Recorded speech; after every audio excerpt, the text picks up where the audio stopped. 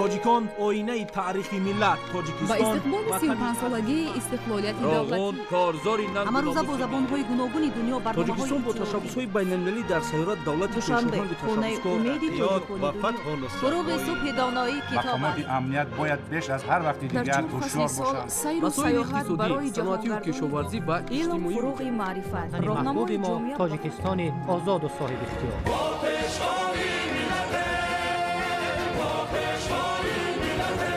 دوست باشید، اتفاق باشید، شکرانه همین دولت کنید، شکرانه همین سرزمین کنید، شکرانه کنید که چنین وطن عزیز و محبوب دارید.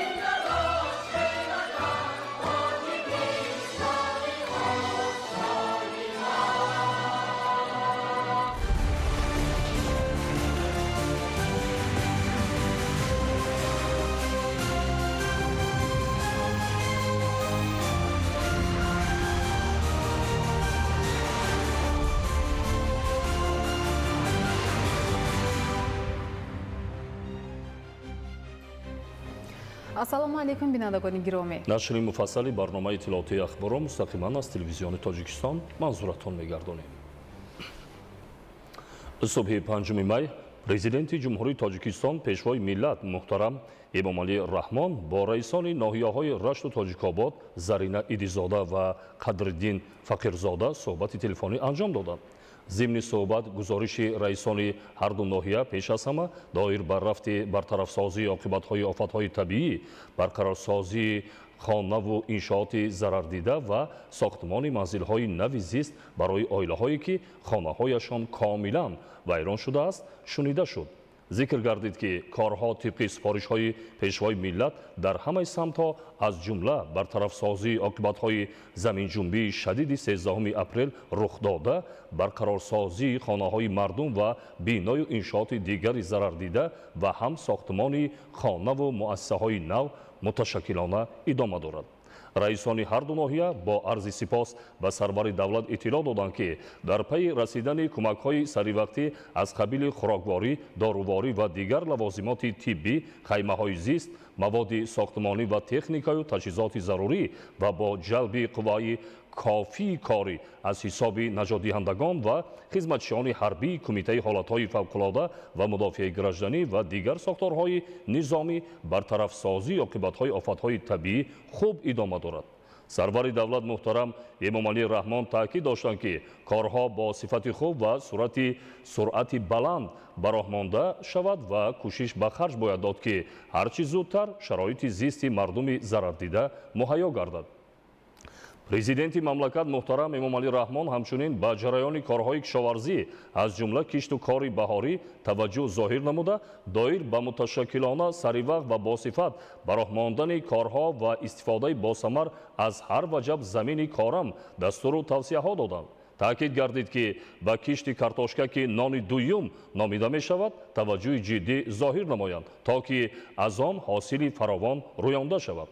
пешвои миллат муҳтарам эмомалӣ раҳмон доир ба ин масоил ҳамчунин бо роҳбарони чанде аз вазорату идораҳои дахлдор суҳбати телефонӣ анҷом дода, ба онҳо низ барои сурат бахшидан ба корҳои зарурӣ супоришҳои мушаххас доданд. имрӯз корвони навбатии мошинҳои пурбор бо кӯмакҳои пешвои миллат президенти ҷумҳурии тоҷикистон муҳтарам эмомалӣ раҳмон барои мардуми аз заминларза зарадидаи ноҳияҳои рашту тоҷикобод ки ҳанӯз рӯзи 13 апрел ба қайд гирифта шуд бо сафар баргардид. дар асоси дастуру супориши президенти ҷумҳурии тоҷикистон пешвои миллат муҳтарам эмомалӣ раҳмон бо назардошти саривақт бартараф намудани паёмадҳои офати табиӣ, расонидани кӯмак ба мардум ва бартараф намудани мушкилиҳои пешомада саривақт комиссияи ҳукуматӣ ташкил шуда дар доираи тадбирҳои олии башардӯстона, татбиқи сиёсати иҷтимоии давлат ва саҳмгузорӣ дар ҳалли мушкилоту оқибатҳои ба бор овардаи офати табиӣ тадбирҳои муассир андешида мешаванд. фахриддини муҳаммад юсуф гузориш медиҳад.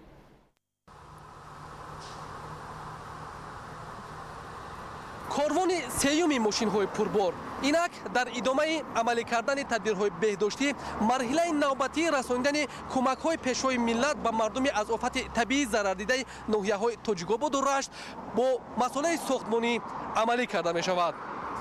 вусъати тадбирҳои беҳдоштӣ бартарафсозии оқибатҳои офати табиӣ дар минтақаи аз заминларза зарардида идома дошта дар асоси талабот дастрас кардани маҳсулоти зарурӣ марҳила ба марҳила амалӣ мегардад.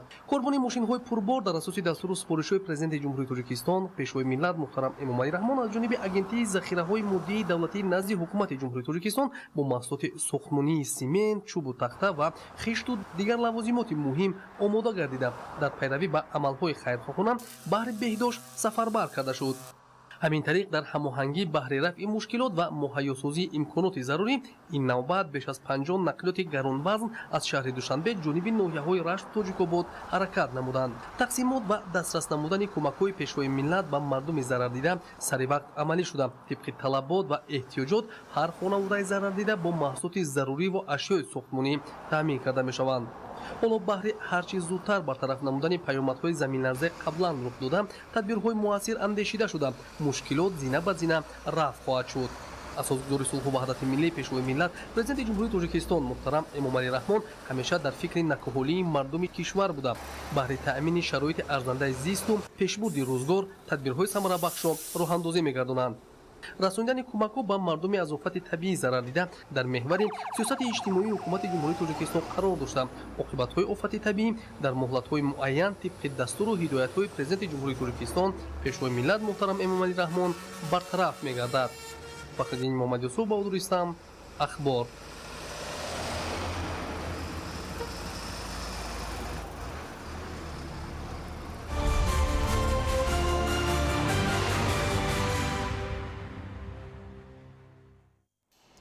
қарори раиси маҷлиси миллии маҷлиси олии ҷумҳурии тоҷикистон дар бораи даъват намудани иҷлосияи дуюми маҷлиси миллии маҷлиси олии ҷумҳурии тоҷикистон даъвати ҳафтум мутобиқи моддаи 52 конститутсияи ҷумҳурии тоҷикистон ва моддаи 24 қонуни конститутсионии ҷумҳурии тоҷикистон дар бораи маҷлиси олии ҷумҳурии тоҷикистон қарор мекунад.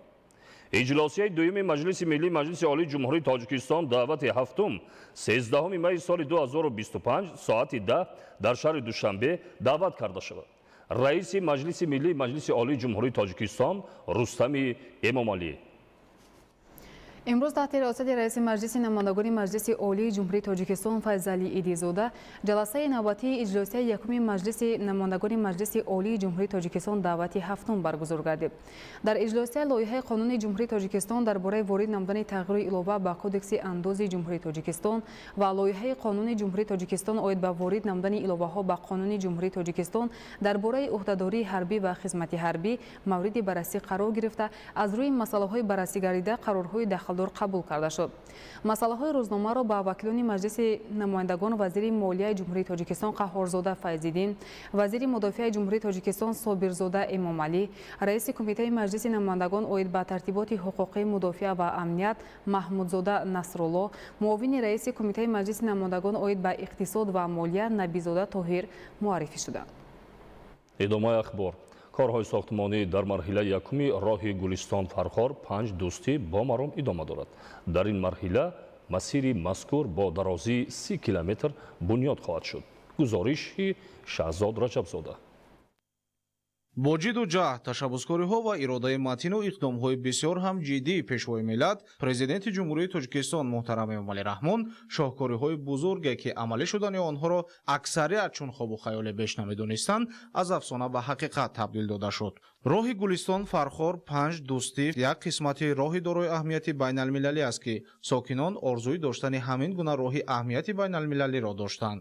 роҳи мазкур пураҳамияттарин роҳи ҳудуди Гулистон ҳамадонии Фархор 5 ва дӯстӣ ба ҳисоб рафта дарозии он дар ин марҳила 30 километрро дар бар мегирад. бунёди ин қисмати роҳ бо ҷаҳду талошҳои сарвари маҳбуби давлат муҳтарам Эмомалӣ Раҳмон дар оянда ба яке аз зеботарин роҳи Гулистон Фархор табдил меёбад ки ҳамарӯза тариқи он ронандагону мусофирон ва ҷаҳонгардон гузар мекунанд. заҳматҳои хастагинопазири пешвои миллат президенти ҷумҳурии тоҷикистон муҳтарам Эмомалӣ Раҳмон имрӯз самараи хешро оварда тоҷикистонро ба як кишвари воҳид табдил додааст. сарвари давлат муҳтарам Эмомалӣ Раҳмон дар оғози соҳиби истиқлолӣ на танҳо аҳамияти бузурги роҳҳо дар иттиҳоду ваҳдату ҳамдилии мардуми кишварро дарк намуданд, балки барои он тамоми тадбирҳои заруриро андешиданд. дар он замон бунёди чунин ҷодаву пулу нақбои сатҳи байналмилалӣ афсонае беш набуд. ҳоло ин орзуҳо ҷомаи амал пӯшиданд.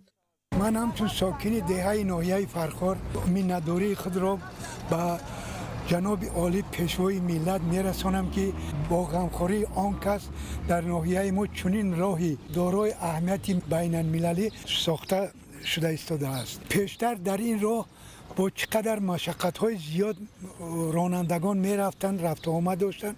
حاضر بینید با تشبوس آن کس این ساختمانچایی که در همین راه کار کردند زحمت شبانه روزی خود را دریغ نداشته، شبانه روز کار کرده که تستر و با صفت علا این راه را به استفاده دهند. رحمت به پیشوای ملت جناب عالی امام علی رحمان که چنین غمخوری را در حق خلق سربلند ناحیه فرخار دریغ نداشتند.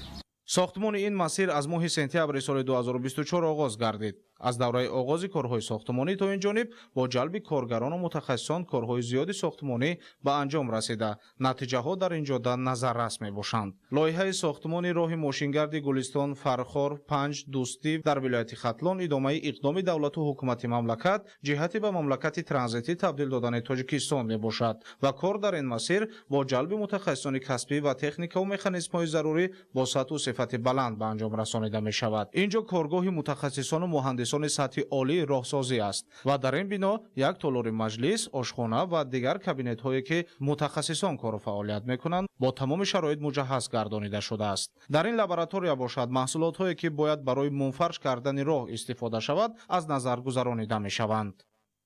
آزمایشگاه مذکور با تجهیزات نو زمانوی معاصر مجهز گردانده شده است. در اینجا همه روزه برای تشخیص همه نمود مواد ساختمانی شرایط خوب فراهم آورده شده است. هر یک مواد ساختمانی که در لایحه پیش بینی شده است حتما از تشخیص لابراتوری به پرگی گذشته بعدا در لایحه اجازه داده می شود. لایحه مذکور علاقه از کیلومتر 15 تا کیلومتر 27 کارهای قبط جاده راه به فرجام رسیده شده است. کارهای خواباندن قبط پایان اساسی راه ادامه دارد.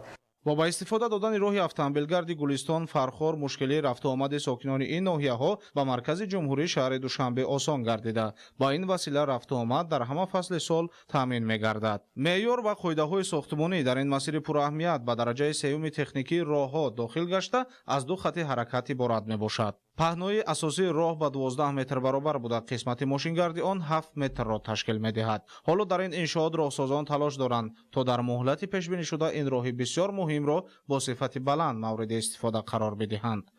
ما در منطقه تجدید راه автомобилгард گلستان فرخار در کیلومتر 80 قرار داریم. در همین دوره ما از کیلومتر 15 تا درآمد مرکزی فرخار درازی 12 کیلومتر بیشتر راه تیار شد. حالا ما در همینجا چقدر می‌بینید تاکورسی پایانی راه را ما تیار کرده هستیم. با تشبس‌های پیشوای ملت درام امام علی رحمان و از جانب مرکزی تطبیق لایحه‌های دوشنبه چناق کارها عملی شده ایستاده است.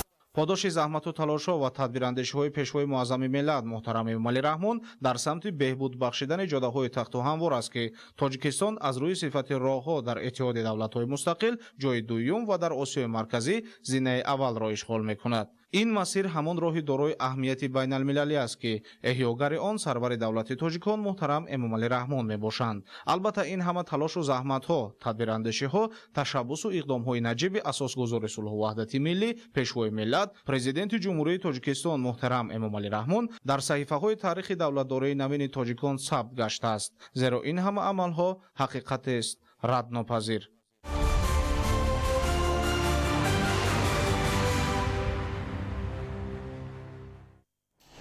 تدبیرهای آبادانی به استقبال جشن 35 سالگی استقلالی دولتی جمهوری تاجیکستان در شهر و ناحیه‌های مملکت ادامه دارد. در شهر نورک کارهای سازندگی وسعتی تازه کسب نموده است که تا امروز نزدیک 200 انشاء گوناگون تعیینات مورد استفاده قرار گرفته است. گزارش همکاران ما. روند باثبات کارهای آبادانی و سازندگی در شهر نورک طی سالهای صاحب استقلالی برای رشد ساحه‌های گوناگون خواجگی خلق، تحصیل، کار و فعالیت و استراحت و فراغت شرایط مناسب فراهم آورده است. در ادامه تطبیق نقشه‌های سازندگی به استقبال جشن 35 سالگی استقلال دولتی برای باز هم بهتر و به طلبات زمان جوابگو گردانیدن محیط تربیه و تحصیل نسل نورس در شهر اقدام‌های زیاد عملی گردیده ایستادند. бахусус бо ҷонибдорӣ аз сиёсати ҳукумати мамлакат ба соҳаи илму маориф, масъулини мақомоти маҳаллӣ дар ҳамкорӣ бо сокинону соҳибкорон ба бунёди биноҳои нави муассисаҳои таълимӣ ва синфхонаҳои иловагӣ таваҷҷӯҳи бештар зоҳир менамоянд. шароити фароҳам гардида натиҷаҳои дилхоҳ ба бор оварда дар баробари мукаммал ҷараён гирифтани раванди барномаи таълимӣ ҳамзамон таваҷҷӯҳи хонандагон ба маҳфилҳои фаннӣ ва иштирок дар озмуну олимпиадаҳои ҷумҳуриву байналмилалӣ зиёд гардидааст. хонандагони мо низ ҳам дар сатҳи ҷумҳуриявӣ, ҳам дар сатҳи шаҳрӣ, дар сатҳи вилоятии ҷумҳуриявӣ ва инчунин дар озмунҳои байналмилалие ки мегузаранд, хонандагони мо иштирок менамоянд ва ҷойҳои намоёнро ишғол намуданд. омӯзгорон боз ҳам кӯшиш мекунанд ҳам дар дарсҳои иловагӣ ва ҳам берун аз он бо хонандагон кору фаъолият дорем, кӯшиш ба харҷ медиҳем ки аз ин ҳам боз корро ҷонук намоем. дар баробари дигар самту соҳаҳо дар бахши сабти асноди ҳолати шаҳрвандии шаҳри Норак низ шароити корӣ мутобиқ ба стандарти замони нав фароҳам буда аз ҷониби мутахассисон дар самти ба расмият даровардани асноди ҳолати шаҳрвандӣ ба сокинон хизматрасонӣ карда мешавад. ҳама намуди амалиётҳои бахши сабти асноди ҳолати шаҳрвандӣ вазорати адлияи ҷумҳурии Тоҷикистон дар шаҳри Норак ҳамарӯза мувофиқи муроҷиати шаҳрвандон ба тариқи электронӣ гузаронида мешавад. Инчунин тибқи нақшачорабиниҳои мақомоти иҷроии ҳокимияти давлатии шаҳри Норак мо ҳамарӯза миёни аҳолӣ дар ҷамоату деҳаҳо вохӯриҳои судмандро оиди бекоршавии ақди никоҳ, қонуни ҷумҳурии Тоҷикистон дар бораи масъулият барои таълиму тарбияи кӯдак ва қонуни ҷумҳурии Тоҷикистон дар бораи танзим, анъана ва ҷашну маросим ҳамарӯза миёни аҳолӣ вохӯриҳои судмандро анҷом дода истодаем.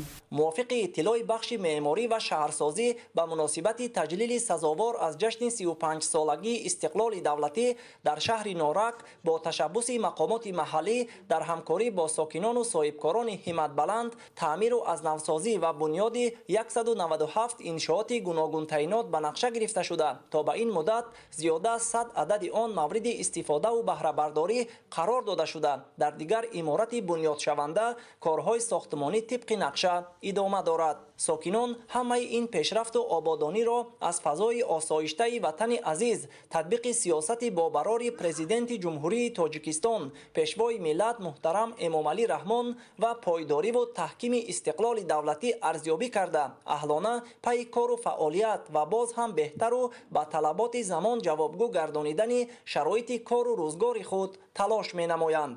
исмоил соҳибназариён, Мусои Нурмуҳаммад, шаҳри Норак, ахбор.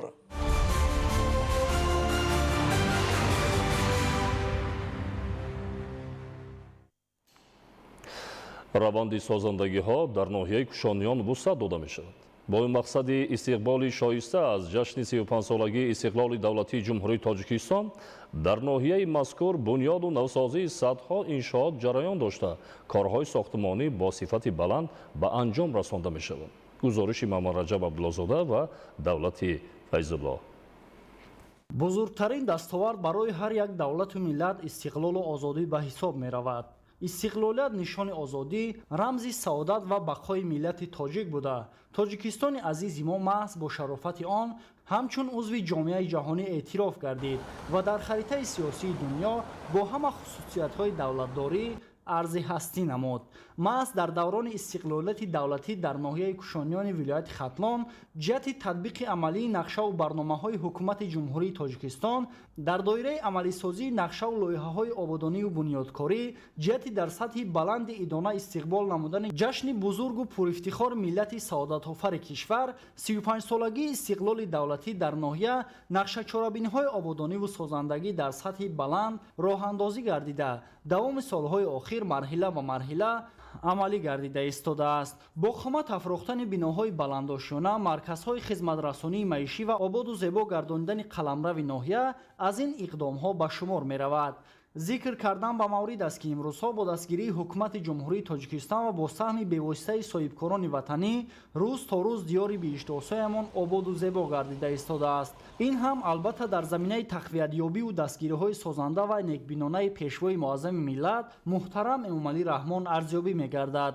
имрӯзҳо дар кӯчаву хиёбонҳои ноҳия шароити мукаммали кору зиндагӣ ба мардум мавҷуд мебошад.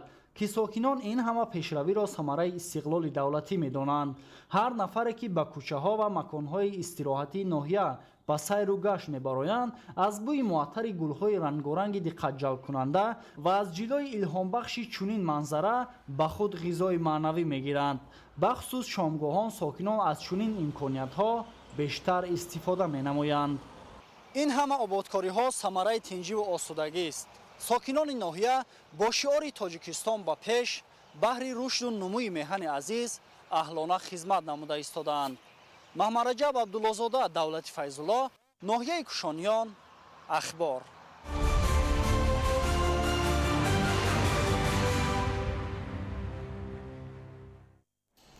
дар ноҳияи Фархор низ корҳои созандагӣ вусъат дорад. дар ҷамоати шаҳрак ва деҳоти ноҳия то имрӯз наздики 10 километр роҳ мунфаш ва беш аз 6 пули мошингузар таъмиру навсозӣ гардида, ҳоло боз корҳои тахту ҳамворкунии роҳҳои маҳаллӣ идома дорад. аз ҷараёни тадбирҳои ободонӣ дар ноҳияи Фархор Анваршоҳ Сайдализода гузориш медиҳад. вусъати бесобиқаи корҳои ободонию созандагӣ бахусус тадбирҳои пулу роҳсозӣ дар ҷамоати шаҳрак ва деҳоти ноҳияи Фархор. ин ҳама ободкориҳо ба истиқболи ҷашни бузурги миллӣ 35-солагии истиқлолияти давлатӣ бо дастгириҳои пайвастаи ҳукумати ҷумҳурии Тоҷикистон, мақомоти иҷроияи ҳокимияти давлатӣ, ҷалби сокинон ва афроди ватандӯсту саховатпешаи ноҳия дар доираи нақшачорабиниҳо амалӣ карда мешаванд. иқдому tashabbusҳои сокинони қавииродаи деҳаҳои ҷамоати деҳоти Дарқад, Хуросон ва Зафари ноҳияи Фархор дар самти пулу роҳсозӣ аз аввалҳои соли равон мароми тоза дошта аллакай наздики 10 километр роҳи ҳудуди ҷомати деҳоти Хуросон, Мунфарш ва 6 пули мошингузар аз навсозӣ гардиданд. дар дигар деҳаҳои ҷамоатҳои зикр гардида феълан марҳилаҳои аввали корҳои роҳсозӣ идома дорад. кулли сокинони деҳаи Тоҷикистони ҷомати деҳоти Хуросон аз иқдому ташаббусҳои созандаи давлату ҳукумати мамлакат хоса сиёсати созандаи пешвои миллат президенти ҷумҳурии Тоҷикистон муҳтарам Эмомалӣ Раҳмон роҳбаланд гардида бобати татбиқи босамари сиёсати созандаву бунёдкорона ва дар ин замина саҳмгузорӣ дар рушди маҳалли зист худро масъулу муваззаф намуданд. дарки баланди моҳияти ватандӯстӣ чунин сокинони баруманд бахусус ҷавонони бо матонат буд ки 2 километр роҳи ин деҳа ва 1 пули мошингузари байни деҳаҳои ҳудуди ҷамоат аз навсозӣ карда шуданд. ба иттилои масъулон дарозии пули мошингузар 14 метр ва паҳнояш 8 метрро дар бар мегирад. шодию нишоти пиру барнои ин рӯзҳо аснои ифтитоҳи роҳ ва пули мошингузари аз навсозишуда бар аъло мушоҳида шуд. дар расми ба истифодадиҳии роҳу пули мошингузар намояндаи ҳукумати ҷумҳурии Тоҷикистон ва роҳбарияти ноҳия иштирок намуда иқдому ташаббусҳои сокинони заҳматкаринро саҳмгузорӣ дар корҳои ободонию созандагӣ ва рушди инфраструктураи деҳот ба истиқболи ҷашни фархундаи миллат 35-солагии истиқлоли давлатӣ инчунин ҷонибдории сиёсати созандаи роҳбарияти олии кишвар маънидод намуданд. бунёди бинои иловагӣ дар назди муассисаи таҳсилоти миёнаи умумии рақами 11 деҳаи ғалабаи ҷамоати деҳоти истиқлоли ноҳияи Фархор аз зумраи иншооти дигари ҷашнӣ ба ҳисоб меравад ки корҳои сохтмонии он имрӯзҳо дар қисмати таҳкурсии бино идома дорад. бинои бунёдшаванда аз 3 ошёна иборат буда дар он 22 синфхона, ҳуҷраи маъмурият, хонаи омӯзгорон ва фароҳамсозии дигар шароиту имкониятҳои хониш ба нақша гирифта шудааст. иншоот барои фарогирии 1056 нафар хонанда пешбинӣ шуда корҳои сохтмонии он аз ҷониби сокинони меҳанпарасту ашхоси саховатпеша ба роҳ монда шудааст. раванди корҳои сохтмонӣ, сифат ва муҳлати ба истифодадиҳии ин бино пайваста зери назорати масъулони ноҳия қарор дорад. баъди ба даст овардани соҳибистиқлолӣ ҳукумати ҷумҳурии Тоҷикистон расидан ба истиқлолияти энергетикиро яке аз ҳадафҳои стратегӣ эълом дошт ва дар ин замина тадбирҳои назаррас марҳила ба марҳила амалӣ шуда истоданд. дар ин росто дар 18 деҳаи навбунёди ноҳияи Фархор ки беш аз 8000 нафар аҳолӣ зиндагӣ менамоянд, трансформаторҳои иқтидорашон гуногун васлу насб гардида хатҳои интиқоли нерӯи барқ кашида шуд ки сокинон аллакай бо нерӯи барқ пайваст мебошанд. айни ҳол насби ҳисобкунакҳои барқии билингӣ дар ин деҳаҳои навбунёди ноҳия идома дорад. чунин иқдом дар заминаи амалисозии ҳадафҳои ҳукумати ҷумҳурии Тоҷикистон бо ҷалби шарикони рушд ба роҳ монда шуда корҳои васлу насб аз тарафи ширкати ватанӣ Тоҷик гидроэлектромонтаж сомон дода шудааст. тавре иттилоъ дода шуд, сокинони деҳаву маҳаллаҳои навбунёд солҳои тӯлонӣ аз норасоии қувваи барқ танқисӣ мекашиданд. имрӯз бо хушнудӣ аз ин шароиту имконоти фароҳам гардида онҳо изҳори қаноатмандӣ мекунанд. рушду пешрафти соҳаҳои гуногун дар шаҳру ноҳияҳои мамлакат, бунёду навсозии иншооти мухталиф, бартарафсозии мушкилоту монеаҳо, фароҳамсозии шароиту имконот ва таъмини зиндагии шоистаи аҳолии кишвар аз ҳадафҳои асосии ҳукумати ҷумҳурии Тоҷикистон ба ҳисоб меравад. Анваршоҳ Сайдализода, Сайҳомиди Шариф, ноҳияи Фархор, ахбор.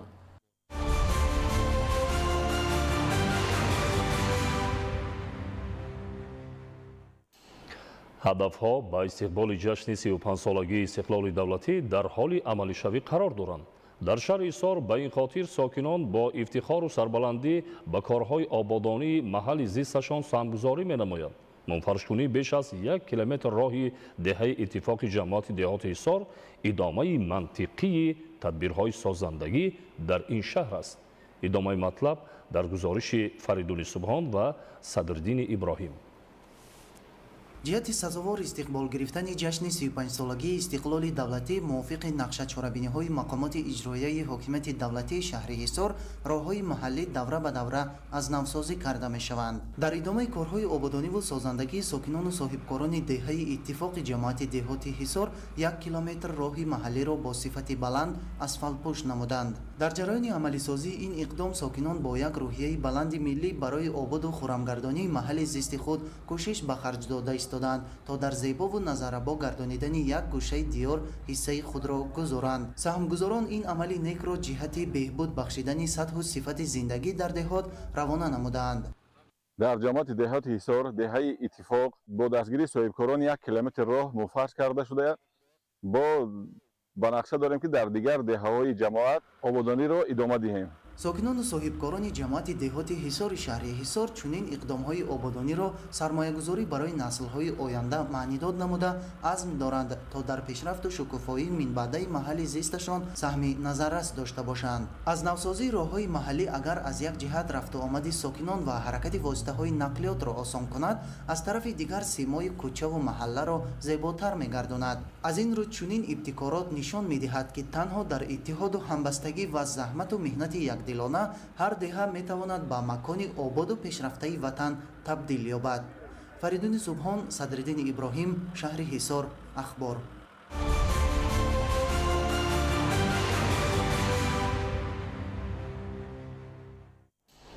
аз навсозии боғи фарҳангии фароғатии истиқлол аз ҷумлаи тадбирҳои созандагӣ маҳсуб меёбад ки симои шаҳри Конибодонро зебо ва ҷолибтар намудааст. ҳоло таваҷҷӯҳ намоед ба гузориши Собир Аюбӣ ва Саҳбони Қурбон аз шаҳри Конибодон. бо дастгириҳои пайваста ва иқдомҳои созандаи асосгузори сулҳу ваҳдати миллии пешвои миллат президенти ҷумҳурии Тоҷикистон муҳтарам Эмомалӣ Раҳмон корҳои ободониву созандагӣ дар шаҳри Конибодон рӯз то рӯз вусъат меёбанд. ҳадафи асосии ин тадбирҳо фароҳам овардани шароити шоиста барои сокинон ва таъмини рушди шаҳру деҳот мебошад. хушбахтона солҳои охир ба шарофату баракати сулҳу ваҳдат, тинҷию оромӣ ва созандагию бунёдкориҳо баҳри истироҳату фароғати мардум шароитҳои созгор фароҳам гардида, сокинон баъди рӯзи меҳнатӣ дар ин маконҳои хушобу ҳаво таъби худро болида менамоянд. таҷдид ва навсозии боғи марказии шаҳр ки имрӯз ба макони дилписанду фароғатии кӯдакон ва калонсолон мубаддал гардидааст, аз ҷумлаи чунин иқдомҳои созанда мебошад. боғи мазкур масоҳати 1.7 гектарро дар бар гирифта бо шароити муосир барои истироҳат, фароғат ва баргузории чорабиниҳои оммавӣ муҷаҳҳаз гардонида шудааст. дар ҳудуди боғ зиёда аз 20 аттраксионҳои муосир насб шуда ба ихтиёри кӯдакон воситаҳои сершумори дилхушӣ, аттраксионҳои рангоранг вогузор гардида, нуқтаҳои фурӯши яхмос ва нӯшокиҳои ташнашикан хидматгузорӣ менамоянд. барои нафарони баркамол бошад, тамошои вақтхушии фарзандони кӯчаку суҳбатҳои дилнишин, барномаҳои ҷолиби аҳли фарҳанг дар ҳавои тозаву қарибии фаввора ва гулзорҳо роҳати нотакрор мебахшанд. дар ин мавзеи зебое ки имрӯз мо қарор дорем, хушҳолии сокинони Канди Бостонӣ дучанд афзуда аст, зеро ки имрӯз бо иқдоми соҳибкори маҳаллӣ дар ин мавзеъ дар боғи марказии шаҳри Канди Бостонӣ аттраксионҳои наву замонавӣ ба фаъолият шурӯъ намуданд ки ин имкон медиҳад то ин ки бошандагон ва меҳмонони ин диёри кӯҳан берун аз соатҳои корӣ якҷо бо аҳли байт ва фарзандон омада дар ин мавзеъ шодиву хушҳолӣ намуда бошанд. бо ибтикори роҳбарияти боғи фарҳангию фароғатӣ ва дастгирии мақомоти иҷроияи ҳокимияти давлатии шаҳр ҳунарнамоии санъаткорони шинохтаи диёр доир карда мешавад ки дар ҷарони он ҳунармандони шаҳр бо барномаи зебову ҷолиби васфкунандаи сулҳу субот, ваҳдату якдигарфаҳмӣ ва истиқлолияти милливу давлатӣ хотири иштирокдоронро шод мегардонанд. сайругашти ба роҳати мардум, рақсу бозӣ ва сарафшонӣ насли ҷавон ва шодмонии беканори кӯдакон дар боғи фарҳангию фароғатии Истиқлол ин ҳама нишони зиндагии осудаву ором ва умедвориҳои нек ба фардои боз ҳам хубтар аст. Собир Аюбӣ, Саҳбони Қурбон, шаҳри Конибодом, Ахбор.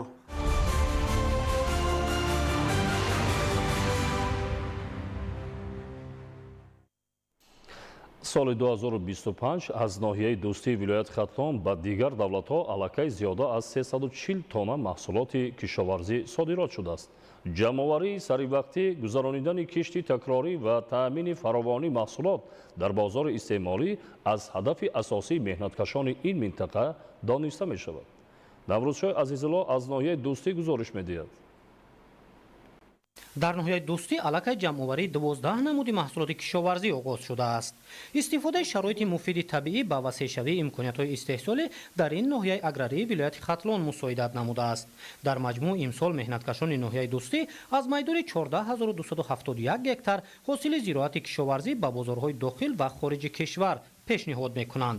баъд аз ҷамъоварӣ кардани пиёз ҷигори дон кишт мекунем дар ҷои дар 50 сотиқ замин то 25 тонн пиёза ҷамъоварӣ карда равон мекунем. бо таъми лазизу сифати баланд маҳсулоти кишоварзӣ дар тоҷикистон истеҳсол шаванда дар бозорҳои хориҷ талабгорони зиёд дорад. аллакай аз ноҳияи дӯстӣ ба дигар давлатҳо 340 тонна маҳсулоти кишоварзӣ пешниҳод шудааст. имсол меҳнаткашон азм гирифтанд ки наздики 4000 тонна маҳсулоти кишоварзӣ содирот намоянд. ҳаҷми умумии содирот аз ноҳияи дӯстӣ дар соли гузашта ба 4200 тонна баробар шуда буд.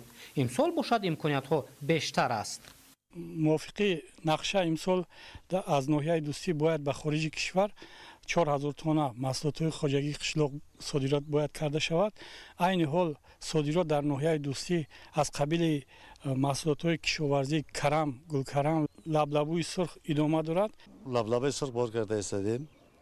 ина 15 мошине ки хориҷа рӯй карда истодем. дар заминҳои ҳосил ҷамъоваришуда кишти такрорӣ оғоз шудааст. агар ин таҷриба аз якҷониб самаранокии баланди заминдориро барои хоҷагидорон таъмин кунад, аз ҷониби дигар беҳтарин имконият маҳсуб меёбад барои фаровонӣ дар бозори истеъмолӣ. ҳаррӯза аз ноҳияи дӯстӣ қариб 50-100 тонна маҳсулотҳои хоҷагии қишлоқ ба бозорҳои дохилии шаҳру ноҳияҳои ҷумҳуриямон фиристода мешавад. харидорон омода аз сари замин ин маҳсулотҳоро харидорӣ карда ба бозорҳои ҳудуди вилоят ва шаҳри Душанбе бурда истоданд. инчунин ба вилояти Суғд ҳам ин маҳсулотҳо фиристода шуда истоданд.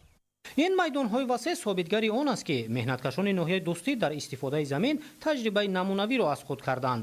ин мисоли татбиқи яке аз 4 ҳадафи стратегии кишвар ва афзун шудани дастовардҳо дар самти таъмини амнияти ғизоӣ маҳсуб меёбад. бо назардошти шароити кунунӣ ва зиёдшавии талабот, меҳнаткашон муваффақиятҳоро дар самти истеҳсоли маҳсулоти кишоварзӣ тариқи баланд бардоштани ҳосилхезии замин ва аз як қида ба даст овардани чанд ҳосил афзун мекунанд. имсол дар ноҳияи дӯстӣ дар майдони 282 гектар картошкаи барвақтӣ ва 470 гектар пиёз кишт карда шудааст ки ҳосили баланд ба даст омадааст. 18 апрел картошка ҷамъоварӣ сар кардем. аз аввал картошкаро 10 сум мефурӯхтем. ҳозир 5 сум 5.5 сум дохили бозорда ҳар рӯз чинда расондастем. дӯстӣ яке аз гармтарин ноҳияҳои вилояти Хатлон ба ҳисоб меравад ва истифодаи муфиди имкониятҳои мавҷуда ба нашъунамои хуби зироату рушди ин самти сердаромад мусоидат мекунад. ғанӣ шудани таҷриба ва афзалият додан ба технологияи муосир самараи баланди соҳаро таъмин кардааст. ҳоло дар ноҳияи дӯстӣ дар маҷмӯъ ҷамъоварии 12 намуди маҳсулоти кишоварзӣ ҷараён дорад.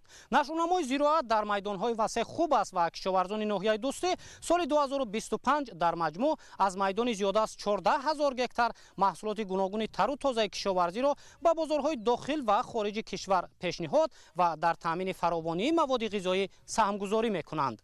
наврӯзшоҳи Азизулло, Маҳмад Саиди Камол, Давлати Файзулло, Дӯстӣ, Ахбор.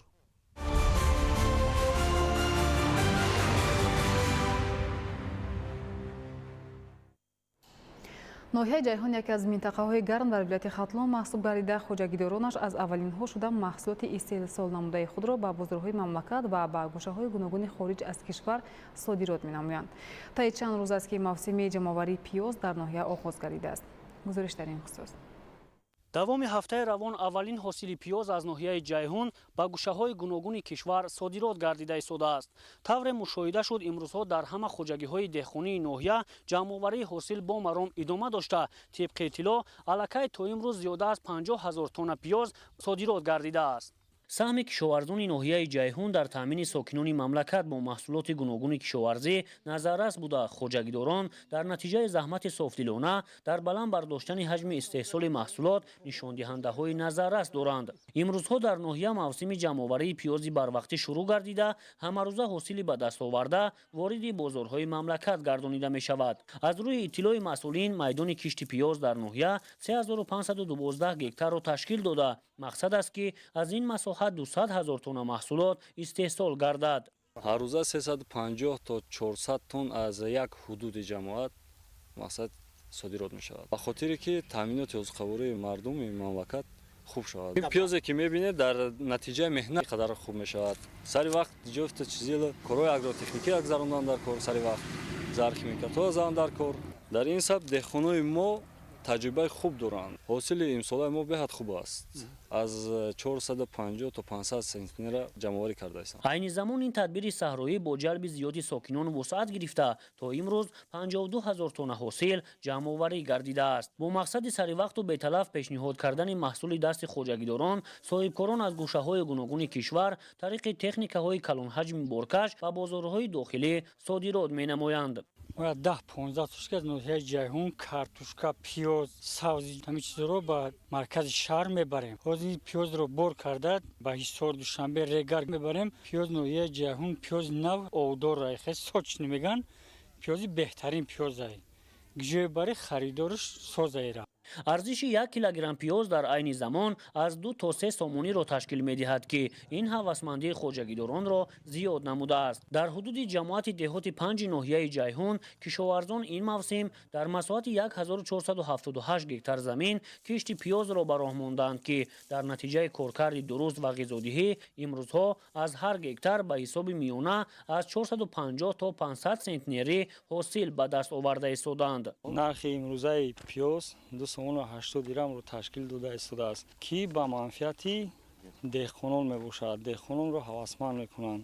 деҳқонон талош доранд ки ҳамин ҳосиле ки баровардаашонро тезтарак ба фурӯш бароранд ва фоидаи бештар ба даст биёранд. мавриди зикр аст ки таваҷҷӯҳ ба кори саҳроӣ аз як ҷиҳат дар афзун гардонидани маҳсулоти гуногуни кишоварзӣ мусоидат намояд, аз ҷониби дигар баҳри сокинони бешуғл ҷойҳои корӣ муҳайё мегардад. дар ҷамоати деҳоти қумсангири ноҳия тибқи нақша дар майдони беш аз 2000 гектар кишти пиёз гузаронида шудааст ки аллакай то имрӯз 380 гектари он ҷамъоварӣ ва пешниҳоди бозорҳо гардонида шудааст. имрӯзҳо раванди ҷамъоварии пиёз хеле хуб ба роҳ монда шудааст. ҳамарӯза аз ҷамоати деҳоти қумсангир 300-400 тонна пиёз содирот карда мешавад. дар маъракаи ҷамъоварии пиёз дар ноҳия имрӯзҳо садҳо нафар сокинон бахусус занони хонанишин ба кори саҳроӣ ҷалб гардиданд ки аз ин ҳисоб дар таъмини рӯзгорашон таъсири хубе хоҳад бахшид.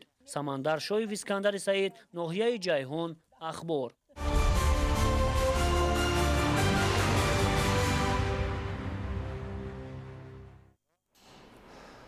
дар давоми 3 моҳи аввали соли равон аз вилояти Соғд ба хориҷи кишвар ба маблағи қариб 300 миллион доллари амрикоӣ молу маҳсулот содирот карда шудааст. инак марҳилаи нави содироти меваю сабзавот аз қабили пиёзи барвақтӣ ва зардолуи пешбазак оғоз гардид. имконияту иқтидорҳои содиротии вилояти Соғд дар гузориши Абдуваҳоби Абдусаттор ва Илёс Бобоҷон.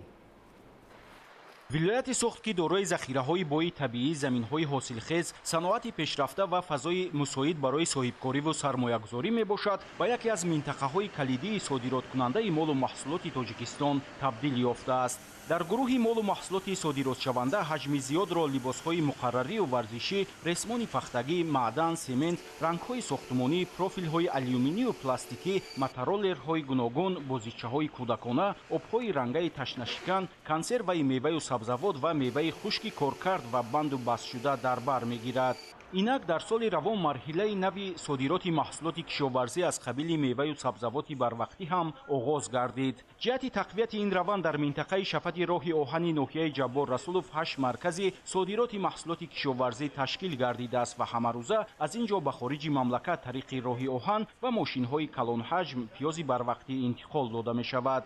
барои иҷрои корҳо ба монанди саракунии бандубасти маҳсулот ва пур кардани вагонҳо шумораи зиёди сокинони ноҳия бо шуғл ва маоши хуб таъмин гардида барои соҳибкорону тоҷирон шароити мусоид фароҳам оварда шудааст. содироти пиёзи барвақтӣ аз ин минтақа асосан аз 20 апрел оғоз гардида ба таъкиди соҳибкорон рӯзторӯз талабот ба пиёз ва дигар намуди маҳсулоти кишоварзии тоҷикистон дар хориҷи мамлакат зиёд мегардад. барои интиқоли саривақтии пиёз аз ҷумла ҷиҳати ба расмиятдарории маҳсулоти содиротшаванда саҳми кормандони минтақавии гумрук дар ноҳияи Ҷаббор Расулов назаррас аст. ба таъкиди кишоварзон ва соҳибкорон имсол ҳосили пиёз фаровон аст ва талабгорони ин намуди маҳсулот дар хориҷи мамлакат низ зиёд мебошад. тибқи маълумот дар давоми 15 рӯзи охир танҳо аз минтақаи гумрук дар ноҳияи Ҷаббор Расулов ба хориҷи мамлакат 3757 тонна пиёзи барвақтӣ содирот карда шудааст. дар ҳоли ҳозир пиёзи барвақтӣ барои содирот ба хориҷи кишвар аз вилояти Хатлон оварда мешавад. содироти пиёз аз 20 апрели соли 2025 оғоз шуд. дар инҷо амбори Ҷаббор Расулов ки қарор дорем, тамоми шароитҳо ба мо муҳайё шудааст. мо ҳамарӯза тариқаи вагон ва воситаи нақлиёт ба Федератсияи Русия содирот карда истодем.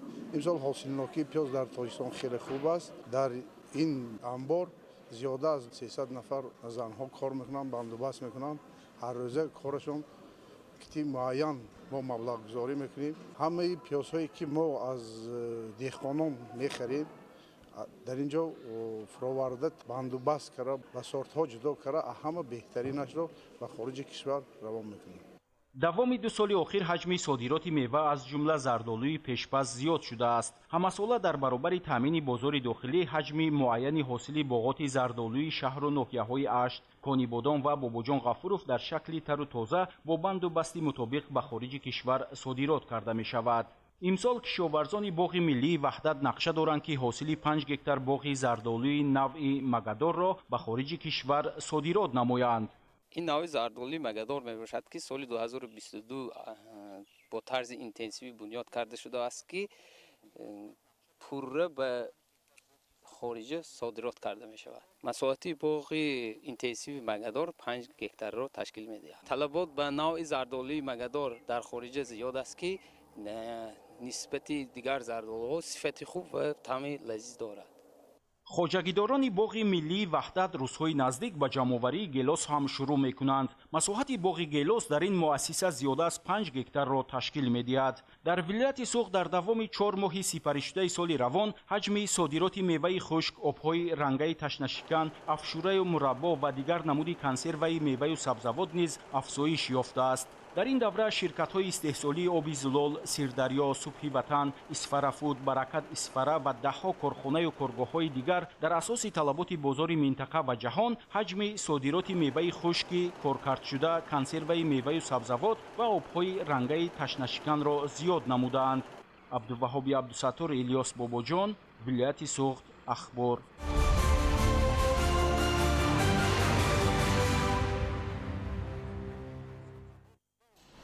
кишоварзони ноҳияи Девашчиш ҳамасола майдони киштии картошкаро аз ҳисоби заминҳои бекор хобида ва аз гардиши кишоварзӣ баромада зиёд менамоянд.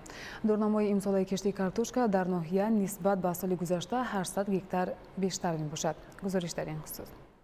ноҳияи Девашчиш яке аз калонтарин минтақаҳои асосии картошкапарвари ҷумҳурии Тоҷикистон боқӣ мемонад. имрӯзҳо дар ҳамаи шаклҳои хоҷагидории ноҳияи Девашчиш кишти картошка дар сатҳи баланд идома дорад. тибқи иттилои оморӣ феълан дар ҳудуди ноҳияи Девашчиш наздики 40 000 гектар заминҳои киштишаванда мавҷуд мебошад ки аз ин миқдор имсол дар майдони 9 000 гектар кишти картошка гузаронида мешавад. назар ба таъкиди масъулин ин нишондиҳанда нисбати соли гузашта 800 гектар зиёд буда васеъ гардидани заминҳои кишт асосан аз ҳисоби обиёрии обёрӣ намудани майдонҳои лалмиву аз гардиши кишоварзӣ баромада роҳандозӣ карда мешавад. таъмини мазраъаҳо бо оби полезӣ аз масъалаҳои муҳими рӯз ба шумор рафта, дар деҳаи басманда бо иқдом ва маблағгузории мақомоти иҷроияи ҳокимияти давлатии вилояти Суғд, ноҳияи Деваштич ва сокинону соҳибкорони баромади деҳаи басманда 12 километр хатти оби полезӣ бунёд шуда, 500 гектар замини солиёни зиёд ташналабу аз об маҳрум шодоб гардонида шуда. чунин тадбирҳо имкон ба амал овард ки масоҳати кишти зироатҳо зиёд гардида дар таъмини бехатарии амнияти озуқаворӣ ва фаровонии ҳосили кишти картошка мусоидати амалӣ карда шавад. тавре мушоҳида мегардад дар таъмини дурнамои кишти картошка зиёда аз 50 адад техникаи шудгору молакунанда ва хаткашу картошкашинон фаъолият нишон дода истодаанд.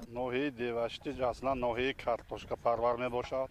имсол низ мо иқдом гирифтем ки яке аз мавзеъҳое ки солҳои тӯлонӣ беоб буд, бо кашидани хатти оби полезӣ ба дарозии 12 000 метр онҷоро обёрӣ намоем. мувофиқи ноҳия зиёда аз 3080 гектар кишти картошка гузаронида шудааст. зимни киштукор дар мавзеъи обёришаванда қайд гардид ки иқдоми мазкур самараи сиясати оқилона ва дурбинонаи асосгузори сулҳу ваҳдати миллӣ президенти ҷумҳурии Тоҷикистон пешвои миллат муҳтарам Эмомалӣ Раҳмон маҳсуб ёфта. обёрии заминҳои лалмӣ ва аз гардиши кишоварзӣ баромада ҷиҳати таъсиси бештари ҷойҳои нави корӣ ва афзоиши ҳаҷми истеҳсоли картошка дар миқёси ҷумҳурӣ мусоидат хоҳад кард. обу ҳавои мусоиди деҳаи басманда барои парвариши картошка мувофиқ буда, тибқи дастуру ҳидоятҳои роҳбарияти олии мамлакат дар ояндаи наздик ҳаҷми истеҳсоли картошка дар ноҳияи Деваштич бояд ба 500 000 тонна расонида шавад. саҳмдорону деҳқонони рӯзгордида ҷиҳати татбиқ намудани ҳидоятҳои роҳбари давлат бо азму иродаи қавӣ ва рӯҳияи баланди меҳнатдӯстӣ ба кишти картошка шуғл варзида,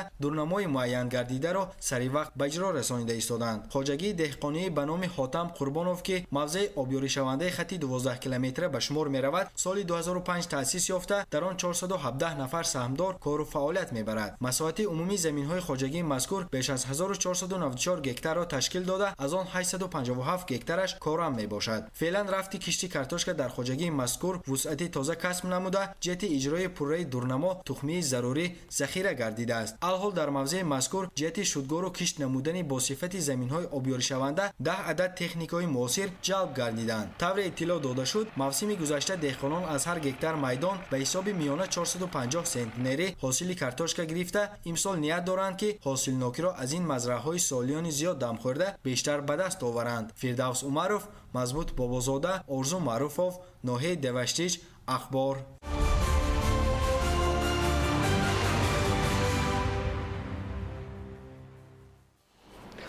соли ҷорӣ кишоварзони ноҳияи Рашт бо истифода аз роҳу усулҳои муосир баҳри афзоиши майдони кишт нақшаҳои мукаммалро амалӣ намуда истоданд.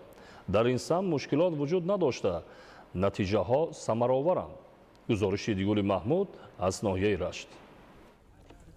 соли ҷорӣ дар партави дастур ва супоришҳои президенти ҷумҳурии Тоҷикистон пешвои миллат муҳтарам Эмомалӣ Раҳмон бобати зиёд кардани майдони кишт ва истеҳсоли зироатҳо аҳли заҳмати хоҷагиҳои кишоварзии ноҳияи Рашт аз заминҳои дар ихтиёрашон буда оқилонаву самаранок истифода бурда истоданд, то дурнамои кишти пешбинишударо сари вақт ва хусифат анҷом диҳанд. аз ҷумла дар як қатор заминҳои кишти картошкаи ҷамоатҳои деҳоти ноҳияи Рашт дар ҳамкорӣ бо олимони Академияи илмҳои кишоварзии Тоҷикистон ва дигар зерсохторҳои он нақшаҳои мукаммал амалӣ шуда истодааст, то дар ин замина деҳқонон аз роҳу усулҳои муосир истифода намуда ба натиҷаҳои баланди ҳосилнокии заминҳо ноил гарданд.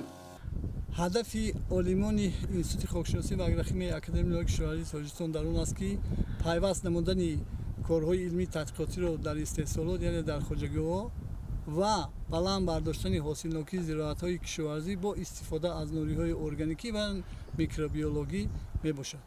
самаранокии ин маводҳои нуриҳои органикие ки мо истифода мебарем ва нуриҳои микробиологию органикӣ бинобар сабаби солҳои тӯлонӣ истифода бурдани нуриҳои маъданӣ баланси микробиологии хокҳои минтақа ва ба тарафи манфӣ фаромадааст. бинобар ин таъмин намудани баланси микробиологии хок яке аз сарчашмаҳои зиёд гардидани ҳосили зироатҳои кишоварзӣ аз он ҷумла картошка мебошад ки мо бояд ки ҳамин нуриҳои микробиологӣ ва нуриҳои органикиро дар минтақа яъне тавсияҳои судманд дода ба гирифтани ҳосили баланди зироатҳои кишоварзӣ ноил гардем. масоҳати кишти картошкаи хоҷагиҳои кишоварзӣ дар соли ҷорӣ 1603 гектар пешбинӣ шуда бо дастгирии вазорати кишоварзӣ барои афзоиши майдони кишту истеҳсоли маҳсулот ба хоҷагиҳои картошкакор тухмиҳои хусифат дастрас карда шудааст то марҳила ба марҳила аз ин ҳисоб истеҳсоли маҳсулоти маҳаллӣ боз афзоиш дода шавад. сари вақт анҷом додани маъракаи киштукори баҳорӣ истифодаи оқилонаву самараноки заминҳои мавҷуда аз ҳадафҳои асосии кишоварзони ноҳияи Рашт ба шумор рафта баҳри амалӣ шудани он аҳлона меҳнат карда истоданд то бадин васила дар таъмини сабади истеъмолӣ ва ғанӣ гардидани бозорҳои кишварамон бо маҳсулоти хусифати маҳаллӣ саҳми арзандаи худро гузоранд. идигули маҳмуд, додарҷони мирзозода барои барномаи ахбор аз ноҳияи Рашт.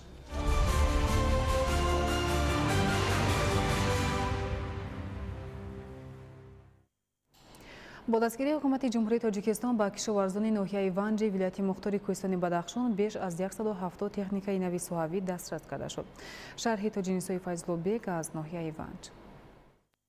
дар партави сиёсати созандаву бунёдкоронаи асосгузори сулҳу ваҳдати миллӣ пешвои миллат президенти ҷумҳурии тоҷикистон муҳтарам Эмомалӣ Раҳмон дар давоми солҳои соҳибистиқлолӣ бо мақсади рушди соҳаи кишоварзӣ ва истифодаи оқилонаи ҳар як ваҷаб замини корам дар ҳудуди вилоят тадбирҳои судманд амалӣ шуда хоҷагиҳои деҳқонии вилояти мухтори Кӯҳистони Бадахшон бо техникаи муосири кишоварзӣ таъмин мегарданд. бо дастгирии ҳукумати ҷумҳурии тоҷикистон ва ташаббуси кумитаи ҳифзи муҳити зисти назди ҳукумати мамлакат беш аз 170 техникаи нави кишоварзӣ аз ҷумла 31 матаблок, 56 дорупошак ва 56 алафдаравак ба деҳқонони ноҳияи Ванҷ дастрас ва дар вазъияти тантанавӣ тақдим карда шуданд. ин иқдоми навбатии пешвои миллат ҳамчун ғамхорӣ бесобиқа баҳри беҳбудии шароити меҳнатии кишоварзон, вусъат додани кишту кор ва ҳосилнокии баланд аз ҷониби сокинони ноҳия бо қаноатмандӣ қабул гардид. ноҳияи Ванҷ яке аз пешсафони рушди кишоварзӣ дар вилоят ба шумор рафта бозорҳои дохилии вилоятро бо маҳсулоти тару тоза таъмин менамоянд. имрӯзҳо дар ҳамаи шаклҳои хоҷагидории ноҳия аз ҷумла заминҳои наздиавлигӣ ва гармхонаҳо парвариши сабзавот ва дигар зироатҳо дар сатҳи баланд ба роҳ монда шудааст. сокинони ноҳияи Ванҷ, кишоварзон ва тамоми аҳли заҳмат бо эҳсоси баланди ватандӯстӣ ва сипосгузорӣ аз пешвои миллат муҳтарам Эмомалӣ Раҳмон барои чунин ғамхориҳои пайваста ва дастгирии соҳаи кишоварзӣ миннатдорӣ баён намуда таъкид доштанд ки минбаъд низ бо меҳнати содиқона дар рушду ободии кишвар саҳми арзанда мегузоранд. водии Язгулон бо шароити кӯҳии худ маъруф аст, таҳти таваҷҷӯҳи махсуси ҳукумати мамлакат қарор дорад ва ин иқдомро метавон як нишонаи сиёсати хиратмандонаи пешвои миллат дар нигоҳубини бехатарии ғизо ва таъмини аҳолӣ бо маҳсулоти кишоварзӣ дар замони кунунӣ ҳисобид. сокинон иброз намуданд ки ин дастгирии пешвои миллат ва ҳукумати мамлакат дар асл ба рушди кишоварзӣ ва таъмини мукаммали кормандони соҳа кӯмак мекунад. бо такя ба ин дастури роҳбари давлат кори аҳолии деҳот дар заминҳои кӯҳӣ осон хоҳад гардид. техникаи муосир дар ноҳияи Ванҷ ва водии Язгулом тақсим шуда барои мардум имконият фароҳам овард ки истифодаи самараноки замин ва манбаъҳои табииро ба даст биёранд. ин ба рушди муваффақи соҳаи кишоварзӣ ва тавсияи ҳосилнокӣ барои таъмини аҳолӣ бо ғизо кӯмак хоҳад расонд.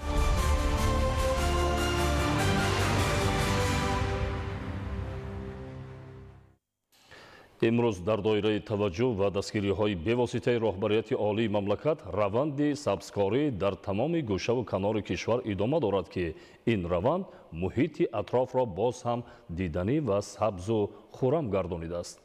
бо мақсади вусъат додани кор дар ин самт аз ҷониби агентии хоҷагии ҷангали назди ҳукумати ҷумҳурии тоҷикистон дар муассисаҳои давлатии хоҷагиҳои ҷангали қаратоғи шаҳри Турсунзода ва ноҳияи шаҳри нав семинари омӯзишӣ баргузор шуд. ҳамкорони мо гузориш медиҳанд.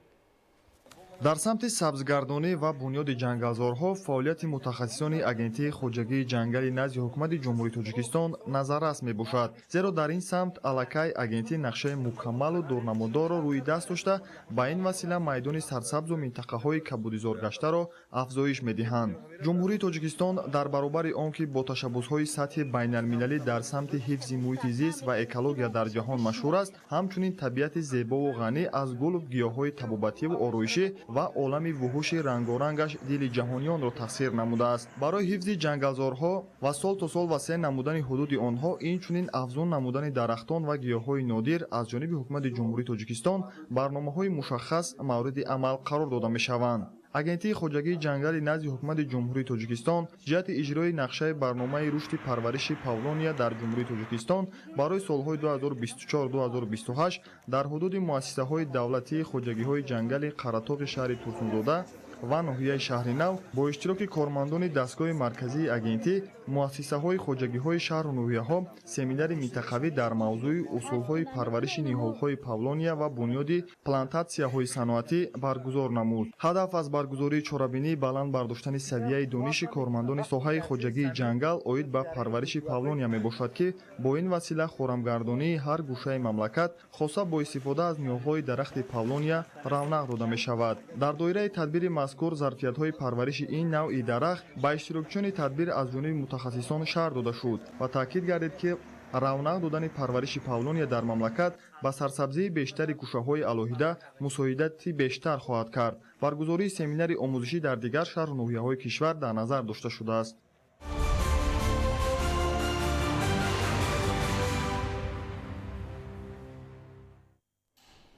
дар ноҳияи восеи вилояти Хатлон ҷиҳати ба роҳ мондани корҳои тарғиботиву ташвиқотӣ вобаста ба татбиқи ҳадафҳои ҳукумати ҷумҳурии Тоҷикистон доир ба пешгирии истифодаи ғайриқонунии нерӯи барқ чораҳои мушаххас амалӣ мегардад. гузориш дар ин хусус. дар марказ ва ҷамоатҳои деҳоти дурдасти ноҳияи восеи вилояти Хатлон тибқи нақшачорабиниҳои таҳия гардида бо иштироки намояндагони мақомоти прокуратура дар якҷоягӣ бо намояндагони касбу кори гуногун ва сокинони маҳаллӣ чорабинии маърифатӣ баргузор карда шуд. мақсади мулоқоту вохӯрии кормандони ҳифзи ҳуқуқ бо аҳолӣ бори дигар возеҳу равшан ва муфассал шарҳу тавзеҳ додани муҳтавои тағйиру иловаҳои воридшуда ба кодекси ҷиноятии ҷумҳурии Тоҷикистон ва кодекси ҳуқуқвайронкунии маъмурии ҷумҳурии Тоҷикистон, ки бо мақсади пурзур намудани ҷавобгарии шахсони воқеӣ, мансабдор ва ҳуқуқӣ барои истифодаи ғайриқонунии нерӯи барқ таҳия ва қабул гардидааст, арзёбӣ гардид.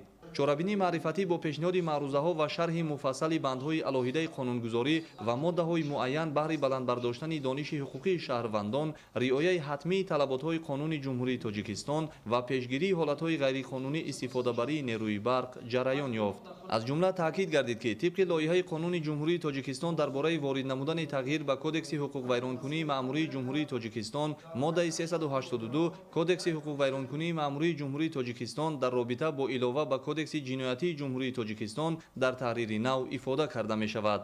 дар асоси моддаи мазкур барои истифодаи қувваи барқ, бепайвасткунӣ ба таҷҳизоти ҳисоби барқӣ, худсарона пайваст шудан ба шабакаҳо ва дастгоҳҳои таъминоти барқ, истифодаи қувваи барқ ва гармӣ бе асбобҳои зарурии назоратӣ ва ба ҳисобгирӣ ё бешартнома бо ташкилотҳои таъминоти қувваи барқ ва гармӣ, кандан ва шикастани пломбаҳои муқарраршудаи асбобҳои андозагирӣ, инчунин аз берун дахолат намудан ба таҷҳизоти ҳисоби барқӣ ва тағйир додани нишондоди он бо мақсади насупоридани маблағи истифодаи қувваи барқ ҳангоми набудани аломатҳои таркиби ҷиноят, ҷазои маъмурӣ дар шакли ҷаримаи маъмурӣ нисбат ба шахсони воқеӣ ба андозаи аз 20 то 30, ба шахсони мансабдор аз 30 то 50 ва ба шахсони ҳуқуқӣ аз 200 то 300 нишондиҳанда барои ҳисобҳо татбиқ карда мешавад.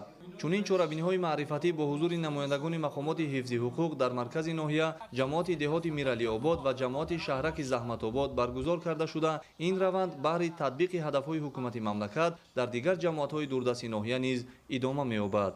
олим носирзода, хуршеди нодирхон, ноҳияи восе, ахбор.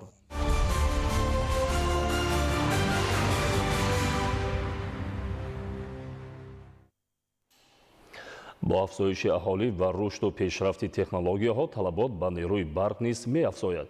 ҷиҳати пешгирӣ аз сарфаи нерӯи барқ ва талафоти он дар шаҳри Панҷакин корҳои фаҳмондадиҳӣ пурзур карда мешавад. гузориши Далери Бозор ва Шоҳусейн Солиев.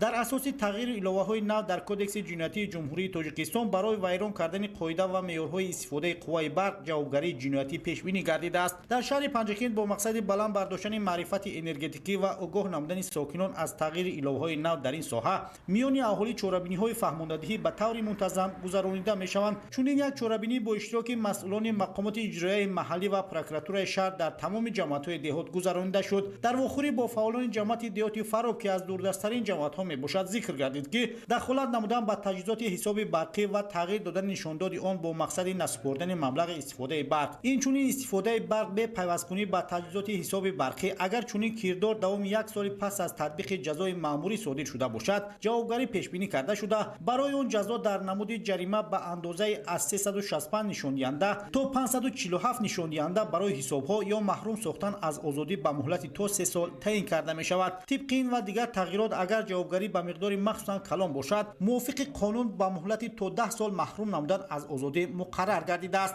Ба фаъолони ҷамъияти деҳоти Моғиён низ ки наздики 30 000 аҳолӣ дорад, тағйиру иловаҳои нав дар Кодекси ҷиноятии Ҷумҳурии Тоҷикистон ва Кодекси ҳуқуқвайронкунии маъмурии Ҷумҳурии Тоҷикистон шарҳу тавзеҳ дода шуд. Таъкид карда шуд ки шаҳрвандони кишвар ва раҳбарони корхонаву муассисаҳои мамлакатро зарур аст ки бо дарки баланди масъулият ба истифодаи самаранок, роҳ надодан ба талафоти нерӯи барқ ва пардохти саривақтии маблағ таваҷҷӯҳи махсус зоҳир намоянд, зеро ин омилу тадобир бешаку тардид ҳамчун кафолати рушду суботи устувори иқтисоди кишвар маҳсуб меёбад. Ҳамчунин зимни мулоқотҳо таваҷҷӯҳи ҳозирин ба тавсеяи корҳои бунёдкорӣ ва обудонӣ, истифодаи босамари обу замин барои рӯёндани ҳосили фаровон ва захираи дусолаи маводи ғизоӣ дар ҳар як оила, пардохти андозҳо, роҳҳои қонунии ҳалли баҳси замин, муқаррароти қонунҳои миллӣ оид ба таълим ва тарбияи фарзанд, танзими анъана ва расму оин, ҷудошавии оилаҳои ҷавон, хушунати оилавӣ, пешгирии шомилшавӣ ва гароиш ба ҳизбу ҳаракатҳои террористӣ, экстремистӣ ва ифротгаро дар заминаи қонунҳои амалкунанда бо далелу арқом ҷалб карда шуд. бо назар доштем ки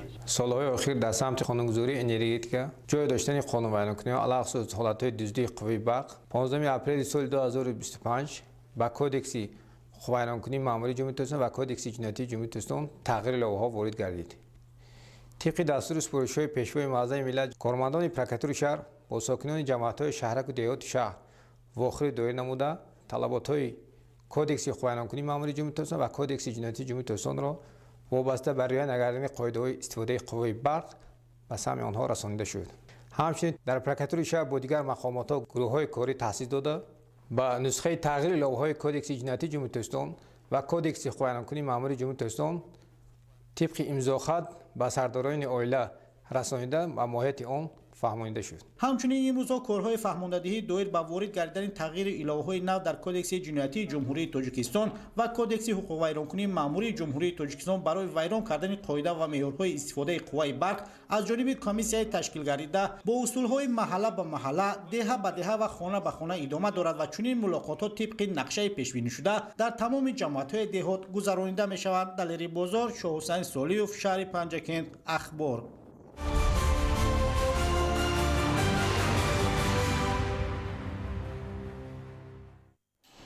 مقاومت با اکستریمیسم و تروریسم در شرایط نوی تغییرپذیری جامعه تحت همین عنوان امروز در اکادمی اداره‌کنی دولتی نزد پرزیدنت جمهوری تاجیکستان همایش علمی نظریوی برگزار گردید. همایش با قناعتمندی نتیجه گیری شده برای پیاده ساختن چنین تدبیرها نقشه‌های نو طرحریزی گردید. گزارش در این خصوص. مقاومت با تروریسم و اکستریمیسم در شرایط نوی تغییرپذیری جامعه. این همایش امروز عالمان و دانشمندان کارشناسان مسائل سیاسی را در اکادمی اداره‌کنی دولتی نزد پرزیدنت جمهوری تاجیکستان به هم آورد. گفته شد که وضع کنونی جامعه جهانی تهدید و خطرهای تروریسم و اکستریمیسم، برخورد منفعت‌ها و حالت‌های ناگوار بار دیگر ما را هشدار می‌دهد که جوانانمان در نوبت اول جسماً و روحاً باید قوی باشند، یعنی از مکتب متانت و جسارت خدمت حربی سربلندانه گذرند. جوانانی که خدمت حتمی حربی را ادا می‌نمایند هیچگاه به دام گروه‌های تندرو نمی‌افتند. تاکید شد در همایش. گفته شد که کشور ما در سمت مقاومت با چنین تهدیدهای نامطلوب به مثل تروریسم و اکستریمیسم فعال بوده بهر تامین امنیت و ثبات قدم‌های استوار می‌گذارد. مبارزه با تروریسم و اکستریمیسم فراهم آوردن فضای باوری، احترام به منفعت‌های همدیگر و متحد شدن همه کشورهای دنیا را در پیش‌روی این خطر عمومی تقاضا می‌نماید. در سمت مبارزه بر ضد همین گونه پدیده‌های منفور دولت و حکومت جمهوری تاجیکستان تلاش‌های همیشگی نموده ایستاده‌اند و مخصوصاً اجرای استراتژی مقاومت با ضد تروریسم و اکستریمیسم در جمهوری تاجیکستان عمل می‌نماید که پیوسته در این سمت تمام مقامات حفظی حقوق، تمام مؤسسات تعلیمی و در مجموع تمام شهروندان در این سمت مسئول می‌باشند. اکستریمیسم و تروریسم یکی از پدیده‌های منفور، یکی از پدیده‌های خطرزا در جهان معاصر ارزیابی می‌گردد که پیش از همه تهدید به آسایشتگی جامعه جهانی و مخصوصاً خطر به همزیستی آسایشته میباشد که نسل انسانیت جامعه بشریت را ба ташвиш овардааст. дар замони мо ки пурра аз тазод мушкилот ихтилофу зиддиятҳост, афзудан ва густариши экстремизм ва терроризм инчунин дигар зуҳуроту падидаҳои номатлубу хатарзо дар сатҳи ниҳоят ҷиддӣ ҷой дошта, мубориза бо онҳо аз ҷомеаи шаҳрвандӣ масъулияти баландро талаб менамояд. аз ин рӯ ҳар фарди бошур ва бо маърифати ҷомеа, махсусан ҷавононро ки қисми асосии ҷамъиятро ташкил медиҳанд, месазад дар ҷустуҷӯи омӯзиш, аз барнамоӣ ва ғанигардонии маърифати ахлоқӣ, ҳуқуқӣ ва сиёсии хеш бошанд, то дар таҳкими суботи комили сиёсии Тоҷикистон ҳиссагузор шаванд.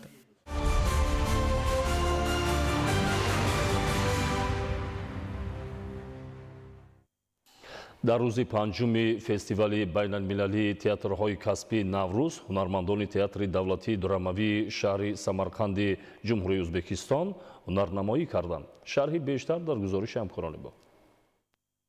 фестивали байналмилалии театрҳои касбии Наврӯз давоми чанд рӯз аст ки дар шаҳри Душанбе баргузор гардида истодааст. ин тадбир бо иштироки ҳунармандону саҳнаофарони давлатҳои Арманистон, Озарбойҷон, Федератсияи Русия, Қазоқистон, Ӯзбекистон, Ҷумҳурии Исломии Эрон ва Тоҷикистон баргузор шуда, дар он иштирокчиён намоишномаҳои беҳтарини худро ки давоми як соли охир рӯи саҳна оварданд, манзури дӯстдорони театри тоҷик гардониданд. фестивали мазкур василаи хуби тақвияти ҳамкориҳо дар ин ҷода миёни халқиятҳо гардидааст. дар рӯзи панҷуми намоишгоҳ ҳунармандони театри давлатии драмавии шаҳри Самарқанди ҷумҳурии Ӯзбекистон бо намоишномаи Баҳодури Рӯитан нақшофарӣ карданд. саҳнаи мазкур дар жанри драмавӣ таҳия шуда, бештар бинандаро ба дунёи зебоию иффат равона месозад. дар спектакли мазкур аксари ҳунармандон аз ҳисоби ҷавонон буда, ҳамагӣ бо маҳорати хуб ва ҳирфаӣ нақшофарӣ намуданд, ки аз ҷониби бинанда бо хушнудӣ қабул гардид.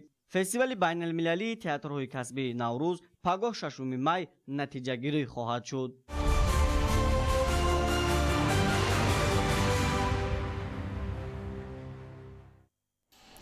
имрӯз дар донишгоҳи давлатии тиббии Тоҷикистон ба номи Абуалӣ ибни Сино мулоқоти намояндагони агентии назорати давлатии молиявӣ ва мубориза бо коррупсияи ҷумҳурии Тоҷикистон бо доираи васеи омӯзгорон баргузор гардид. тадбири мазкур зери унвони муқовимат ба коррупсия кафили солимии ҷомеа доир гардид. таъкид шуд ки коррупсия яке аз масъалаҳои мушкили замони муосир ба ҳисоб рафта, садди роҳи инкишофи тамоми ҷодаҳо гаштааст ки барои мубориза бо ин амали номатлуб аз ҷомеаи шаҳрвандӣ масъулияти баланд тақозо карда мешавад.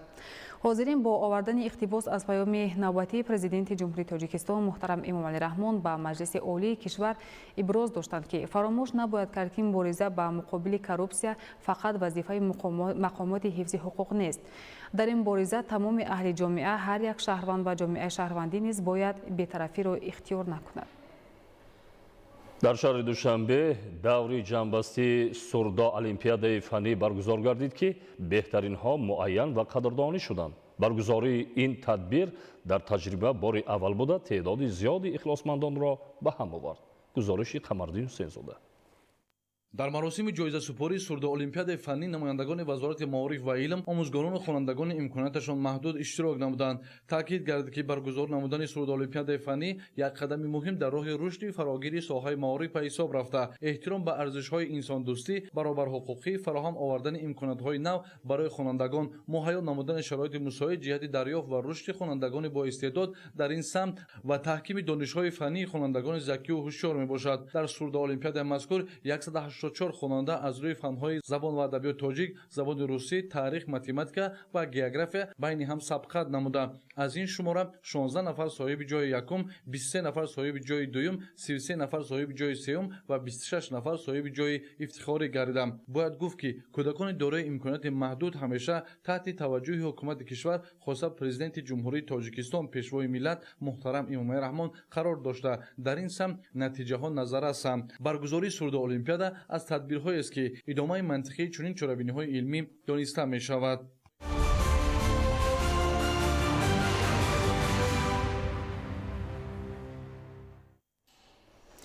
дар мусобиқаи байналмилалии ҷудо Душанбе Гранд Слам 2025 ки дар шаҳри Душанбе баргузор гардид, варзишгарони тоҷик дар маҷмӯъ 11 медал ба даст оварданд. шарҳи Раҳматшоҳи Обид. паҳлавони тоҷик дар мусобиқаи ҷудо Душанбе Гранд Слам 2025 ки рӯзҳои 2-4 май дар қасри теннис ва маҷмӯи варзишҳои обии шаҳри душанбе доир шуд. 11 медал, 4 тилло, 3 нуқра ва 4 биринҷӣ ба даст оварданд.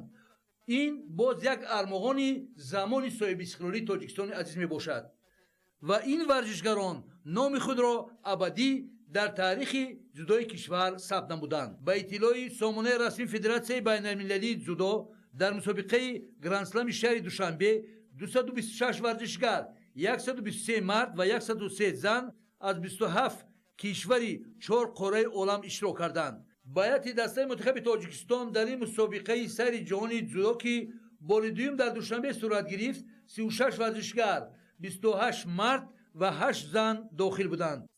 дар вазни то 100 кило Каломатло Ҳакими 21 сола барои медали биринҷӣ Оливер Берти 23 соларо аз Британияи Кабир шикаст дода, бори аввал барандаи ҷоизаи Гранд-слам гардид.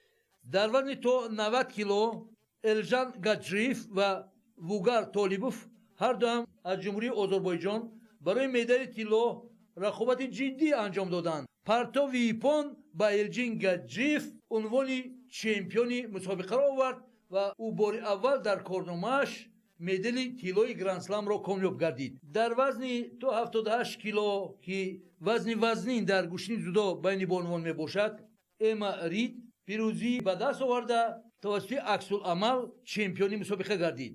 дар вазни то 100 килограмм Ҷаъфар Костоев намояндаи Тоҷикистон Ҷоҳонгир Маҷидов вохӯрданд. ҳамла бо партофти Япон медали тиллои мусобиқаи Гранд-сламро дар мавсими имсола барои дзюдочии Аморати Муттаҳидаи Араб Ҷаъфар Костоев овард. дар вазни беш аз 78 килограмм ду бону аз ҷумҳурии мардуми Чин дар сабқати финалӣ вохӯрданд. ин сабқат ҳамагӣ 20 сония давом карда ғолиб маълум гардид. аз 4 варзишгари тоҷик дар сабқати мардон дар вазни беш аз 100 кило танҳо Темур Раҳимов муборизаро барои медали тилло идома дод. ин паҳлавони 27-солаи тоҷик дар давоми чоракниҳоӣ бар Руискун Ли аз Чин дар нимфинал бар Музаффарбек Турибои ӯзбекистонӣ дастболо шуда, рақибаш дар даври финалӣ Ҷамол Ғамзатхонови 25-солаи Озарбойҷон буд. Темур бо баҳогузории Япон пирӯз шуда бори дуюм дар Гранд-слам медали тилло гирифт. қариб тамоми мухлисон ва ҳаводорони варзиш бо кафкубии бардавом аз ин варзишгар дастгирӣ мекарданд ки ин мусобиқа ба як ҷашни воқеи варзиш табдил ёфт.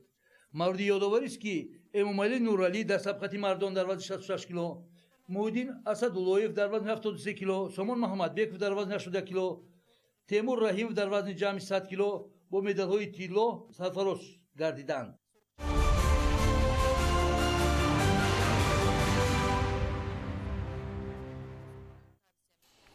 бинандагони гиромӣ, нашри муфассали барномаи иттилоъоти ахбор хотима меёбад. ба шумо зиндагии ободу осоиштаро таманно дорем. саломат бошед.